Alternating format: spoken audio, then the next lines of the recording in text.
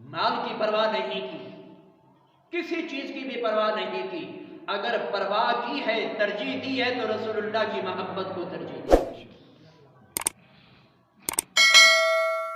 حضرت سیدنا بلال حبشی رضی اللہ تعالی عنہ، آپ کے وصال کا وقت ہوا تو آپ نے گھر والوں کو حکم دیا کہ مجھے نہلاؤ بھی صحیح، مجھے صاف ستھرا اچھا لباس بھی پہناؤ، مجھے تیل بھی لگاؤ، آنکھوں میں سرما بھی ڈالو۔ تو گھر والے پریشان ہیں کہ ان کے تو جانے کا وقت ہو گیا ہے، یہ ہمیں کہہ رہے ہیں کہ میری تیاری کراؤ۔ تو گھر والوں نے پوچھا وجہ کیا ہے؟ تو آپ نے جواب دیا کہ وجہ یہ ہے کہ محبوب سے ملنے کا وقت آ گیا،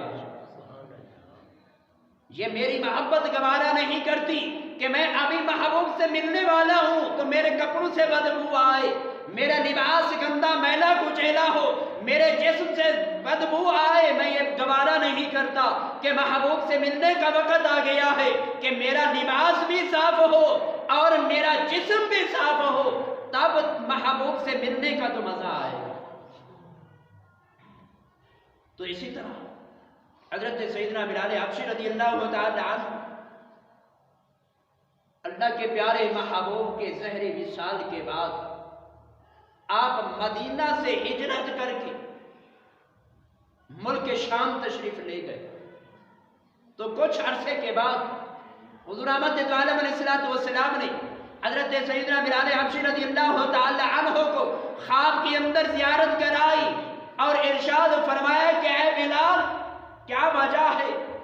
کہ تم ہماری زیارت کو نہیں آتے، ہمیں ملنے نہیں آتے، مدینے نہیں آتے، وجہ کیا؟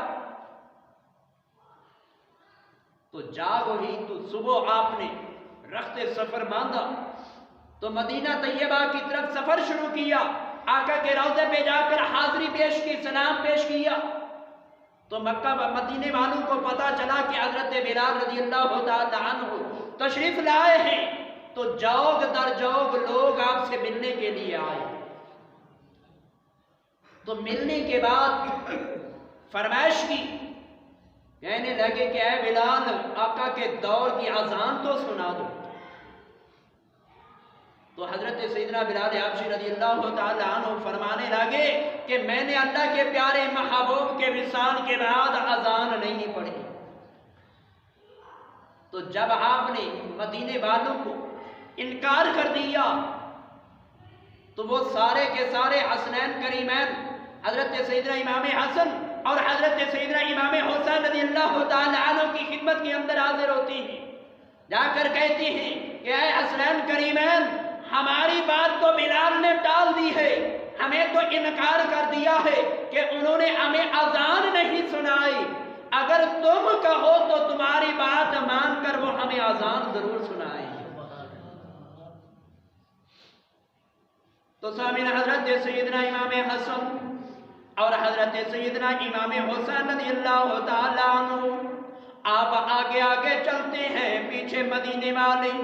کہ جا کر حضرت سیدنا بلال حبشی رضی اللہ تعالی عنہ کو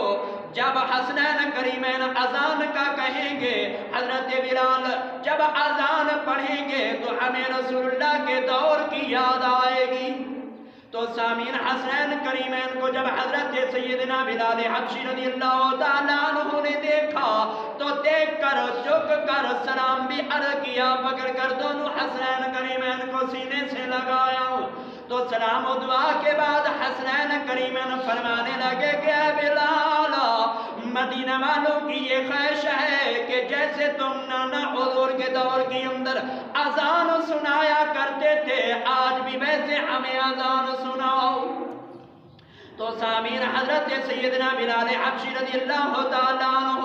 حسنین کریمین کی خدمت کے اندر عرض کرنے لگے کہ آپ کا حکم ہے، میں ٹالتا نہیں ہوں، لیکن رسول اللہ کے وصال کے بعد میں نے اذان نہیں پڑھی۔ تو سامعین، حسنین کریمین فرمانے لگے کہ مہربانی کرو کہ آج ہمیں اذان سناؤ۔ تو سامعین، حضرت سیدنا بلال حبشی رضی اللہ تعالی عنہ اسی جگہ پہ کھڑے ہوئے کہ جس جگہ کے اوپر کھڑے रसूल अल्लाह के ज़माने के अंदर अजान दिया करते थे तो हजरत बिलाल ने अजान शुरू की कि अल्लाहु अकबर अशहदु अल्ला इलाहा इल्लल्लाह। तो जब सामीन इस जुमले पे पहुंचे कि अशहदु अन्ना मुहम्मदन रसूलुल्लाह, तो जब सामने रसूलुल्लाह नजर न आए तो बेहोशी के आलम के अंदर उस जगह के ऊपर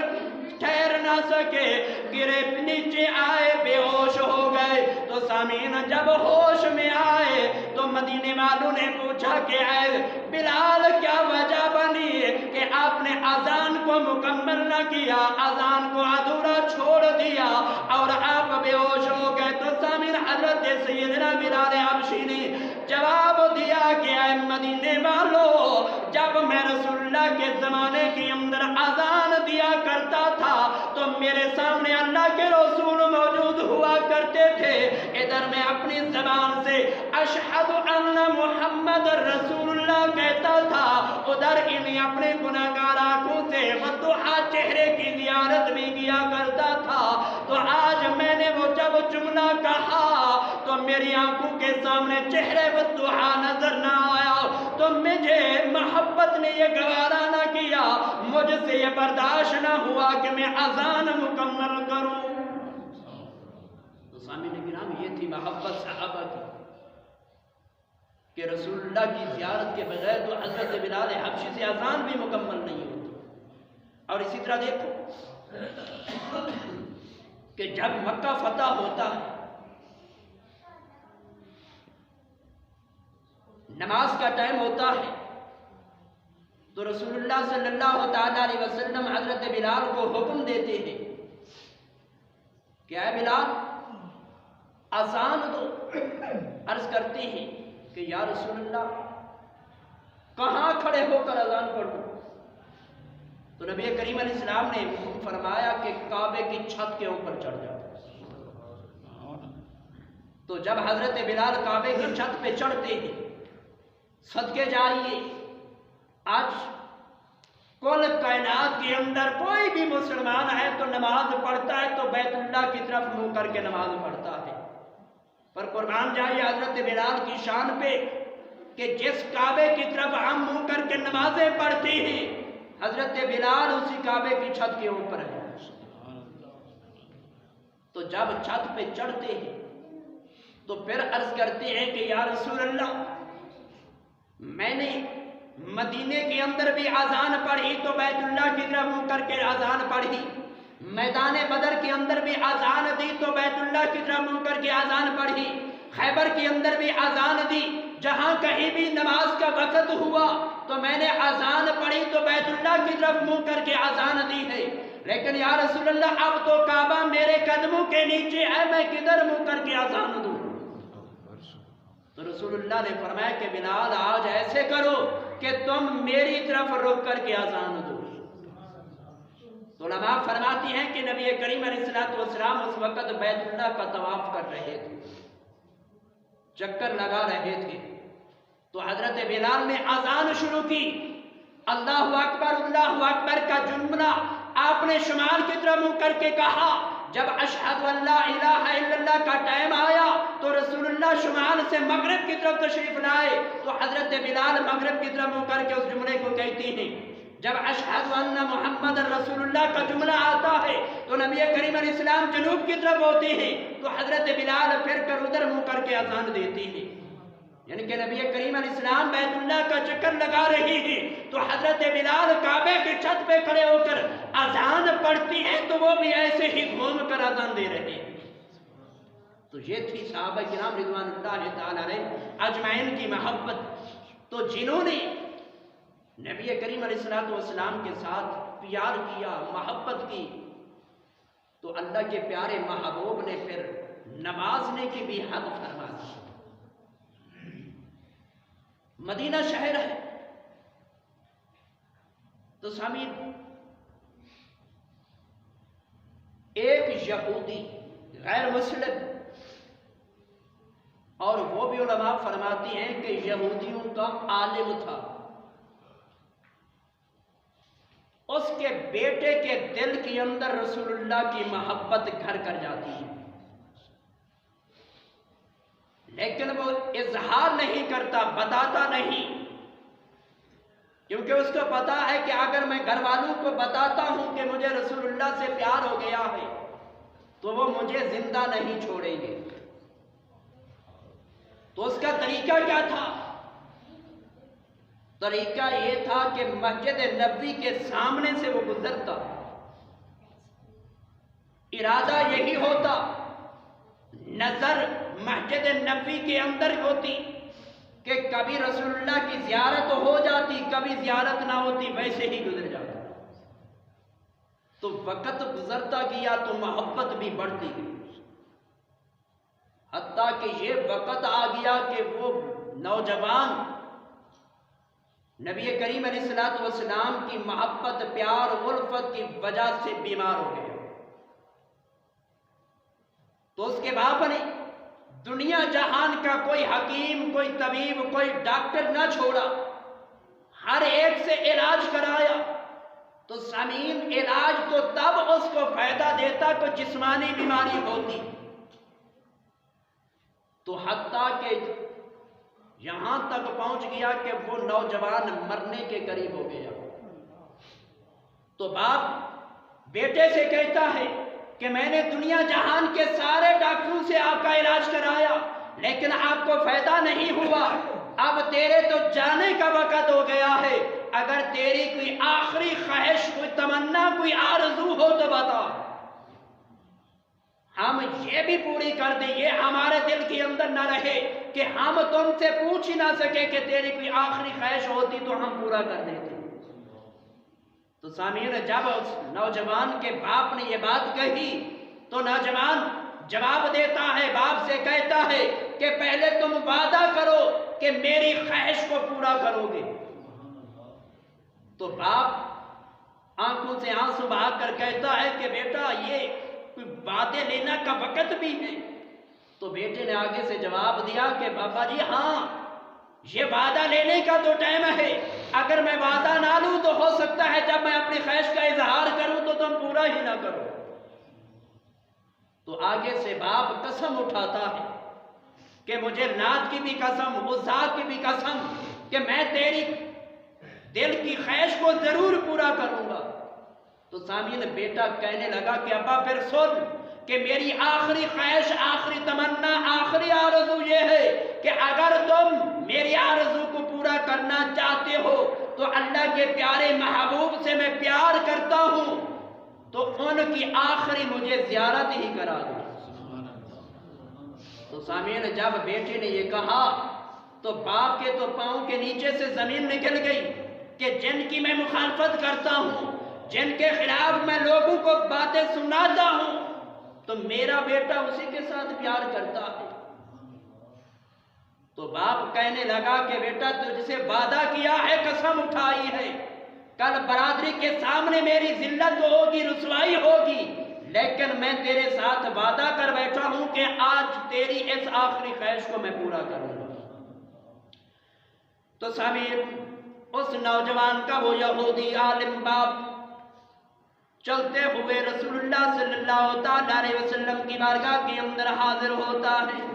جا کر اپنے بیٹے کا پیغام اللہ کے پیارے محبوب کی بارگاہ کے اندر پہنچاتا ہے، جا کر عرض کرتا ہے کہ اللہ کے رسول، میرا بیٹا تم سے محبت کرتا ہے، وہ تمہارے عشق، تمہاری محبت، تمہارے پیار کے اندر بیمار ہو گیا ہے، اس کا آخری وقت ہے، اس نے یہ خواہش کا اظہار کیا ہے کہ آخری وقت تم ان کو اپنے رخ بدعا کی زیارت کرا دو۔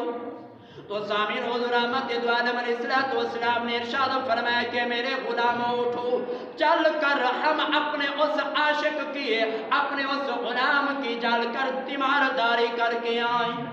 تو سامعین، حضور احمد عالم علیہ السلام چلتے ہوئے جب اس یہودی کے گھر کے اندر پہنچے، جا کر اس نوجوان کی چارپائی کے پاس جا کر آپ نے تشریف فرما ہوئے، تو وہ یہودی اپنے بیٹے سے کہتا ہے کہ اے میرے بیٹے، آنکھ کھولو، دیکھو جن کی تم نے خواہش کی ہے وہ اللہ کے محبوب تیرے پاس تشریف لائے ہیں۔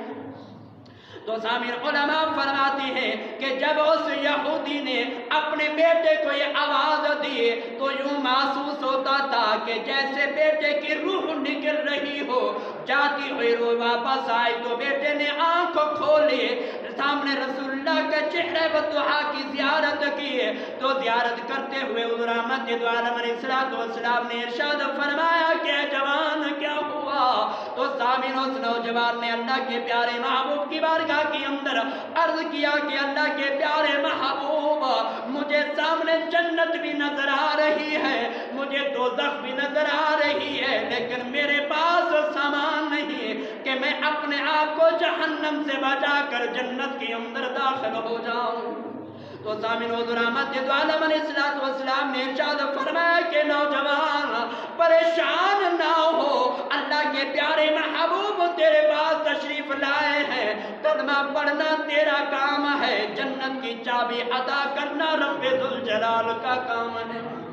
تو سامعین حضور احمد دو عالم علیہ السلام نے جب اس غلام کو کلمہ پڑھایا، ادھر غلام نے کلمہ پڑھا، ادھر روح اس کی قبض ہو گئے، تو یہودی ہاتھ جوڑ کر عرض کرنے لگا کہ اللہ کے پیارے محبوب، اب یہ لاش ہماری نہیں، یہ تمہاری ہے، یہ ایمان تمہیں مسلمانوں کی ہمارے پاس یہ امانت ہے، اب ایسے کرو کہ اس کا جنازہ ہمارے گھر سے نہیں بلکہ آپ کے در دولت سے اٹھے گا۔ تو سامعین حضور احمد دو عالم علیہ السلام نے اپنے صحابہ سے فرمایا کہ میرے غلاموں، ایسے کرو کہ اس نوجوان کا جنازہ اٹھاؤ، لے چلو، اس کا دفن کفن کا بھی انتظام کرتے ہیں، اس کے غسل کا بھی انتظام کرتے ہیں۔ تو سامعین جب یہ سارا انتظام ہو گیا، علماء فرماتے ہیں کہ حضور احمد دو عالم علیہ السلام جب آپ اس نوجوان کے جنازے کے ساتھ جا رہے ہیں تو آپ اپنا مکمل قدم زمین کے اوپر نہیں ٹکاتے، تو صحابہ نے عرض کیا کہ یا رسول اللہ خیر تو ہے کہ آپ اپنا پورا قدم زمین کے اوپر نہیں ٹکاتے، آپ ایڑیوں کے بل چل رہے ہو، وجہ کیا ہے؟ تو حضور احمد دو عالم علیہ السلام نے فرمایا کہ میرے غلاموں، ہمارے اس غلام کے جنازے کے اندر اتنے ملائکہ آئے ہیں کہ زمین کے اوپر پورا قدم رکھنے کی جگہ بھی نہیں۔ تو دیکھو کہ اگر ایک یہودی نوجوان کو دل کے اندر رسول اللہ کی محبت بسائے تو اللہ رب العالمین وہ وقت ضرور لاتا ہے کہ اس کو کلمہ بھی نصیب ہوا اور رسول اللہ نے اس کا جنازہ بھی پڑھایا۔ علماء فرماتے ہیں کہ آقا اسلام نے خود قبر کے اندر اتر کر اس کو قبر کے اندر بھی دفنایا۔ تو انعام یہ ملا کہ دیکھو کہ صرف اس نے کلمہ پڑھا، کوئی نماز نہیں پڑھی، کوئی زکوٰۃ ادا نہیں کی،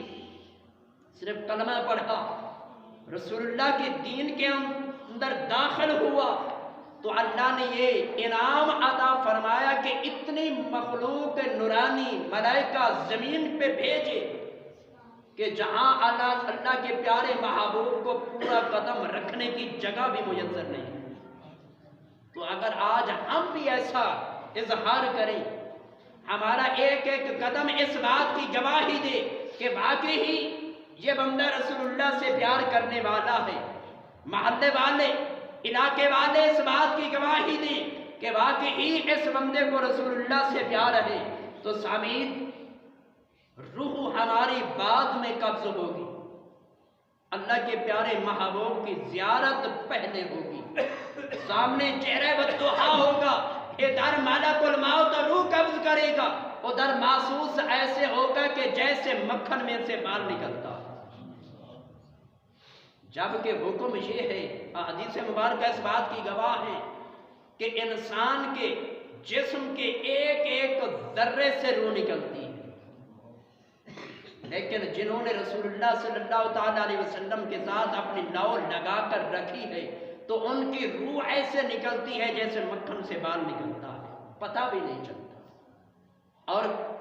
ادھر جب ہم گھر سے قبرستان تک کا سفر طے کرتے ہیں، قبر کے اندر بعد میں رکھا جاتا ہے۔ جو رسول اللہ سے پیار کرنے والا ہوتا ہے، نبی کریم علیہ السلام اپنے اس غلام کے استقبال کے لیے قبر کے اندر پہلے تشریف لاتے ہیں۔